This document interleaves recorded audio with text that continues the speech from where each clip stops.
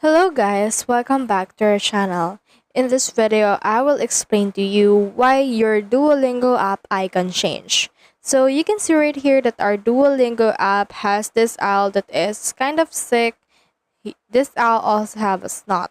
So this application icon change is designed to encourage activity. So this alters this app icon for a limited time to grab users' attention.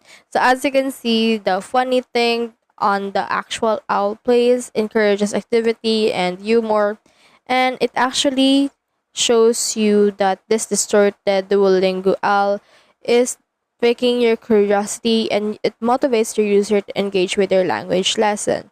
So in order to get this, you need to head over and then have the latest updated version. So just head over and then update if you have any update. And if you have Super Duolingo or Duolingo Max subscription, you can change the icon to the app settings.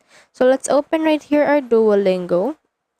And then you can head over right here to the home page, click on let's go, and then just head over and then open in here again, and then continue your journey with Duolingo.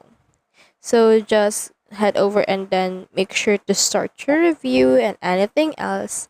And then once you have actually done this again, you can head over and then see in here a lot of things that you can do as well. Just go right here to your profile. You can see in here your settings. Then in here you can see as well your preferences. You can see the lesson experience. On the profile, you can see all of these things right here on the icon, as well as courses, privacy center, and a lot more. So now I have already explained to you why your Duolingo app icon changed. I hope this video helped you out a lot and clear some misunderstandings and so on. Thanks so much.